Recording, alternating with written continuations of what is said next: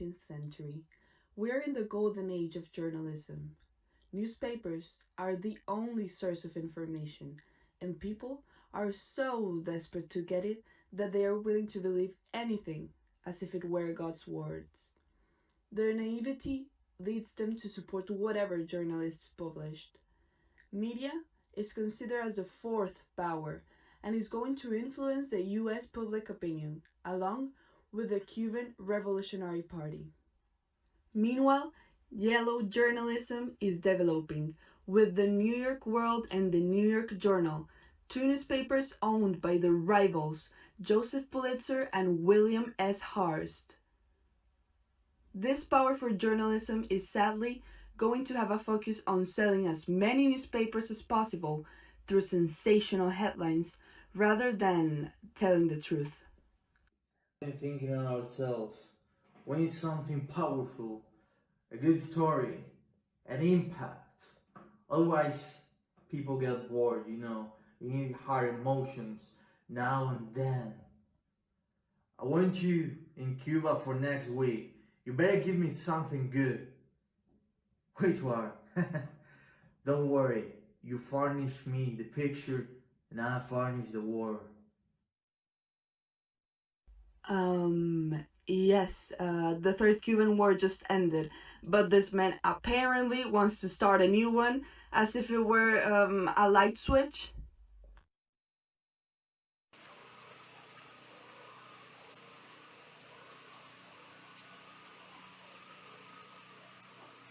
Well, I had bad news.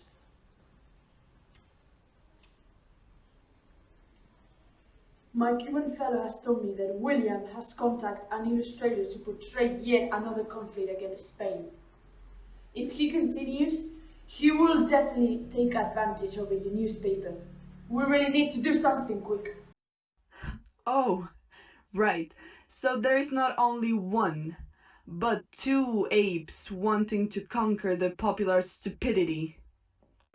That bastard! He's always breathing on my neck. Listen to me, boy. This is my story. I've been trying to sing the Spaniards for a long time now. I won't let him get away with this. Well, we know what ended up actually sinking. This is the kind of story that fills up my pockets. So I'll hold on to it. If he wants war, then he'll have it. I will send 1, 10, or even 100 men to Cuba if that's what it takes. Dear Diary. Oh, how original, Willie! You write like a little girl. A friend from the Cuban Revolutionary Party has told me about a certain letter they have intercepted. Apparently, the Spanish ambassador is doing the job for us. We need to hurry and settle down. This letter must be published by tomorrow morning. Looks like Willie doesn't get tired from stealing the spotlight. I must bring the Spaniards down once and for all, and this is definitely my chance to do so. It wasn't enough for them to kill our troops in the Alliance ship, hurriedly massacre the Cubans, and now they're mocking our president? Finally, we're having a war. Blessed be.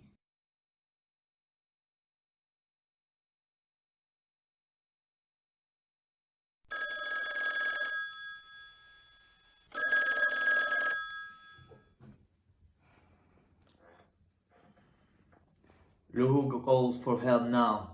You really seem to be desperate. I thought you were more of a professional man. This is greater than us. I need you as much as you need me. I'm listening. It hurts to me to say this too. But if we work together, we can definitely create this war. Everything is already settled. All we need is a little push. So, what do you propose? Investigators have already been sent to Cuba to see what happened to the main ship. It will only take them a few days to see what happened and find some clues. We can create now headlines accusing the Spaniards. We all know that the explosion was external anyways. If both of our newspapers spread the same truth, the people will believe it even while being blindfolded. The war has practically started, and it's all thanks to us. Well, I be damned. These apes got away with their destructive schemes. I'd like to see them holding a revolver without peeing their pants. My contact in Cuba has told me that people are really expecting the explosion to be an attack. If so, Cuba will be liberated. It is in our hands to help people to believe this attack. I like the way you think. We have to provide the same information. If we want people to believe our story rather than the Spanish investigation, we have to be coordinated. I'm calling all my men. This is the opportunity of our lives. We'll keep in touch. Good luck, Paul. We're going to make it big. They have achieved it. Money has won over humanity once again. The main sank! The main sank! With both Pulitzer and Hearst in control, public opinion was influenced and even led to begin a war that could have been avoided in the first place. The accusations against Spain for the main incident were proved later to be false. The superiority of the US Navy contributed to the loss of the last Spanish colonies after the Paris Peace Treaty. Ironically, even though Cuba gained its independence from Spain, they couldn't get rid of the colonization made by their so-called supporters. The devastating defeat of the Spanish army led to a period of darkness and depression, represented by artistic movements such as the Generación del 98.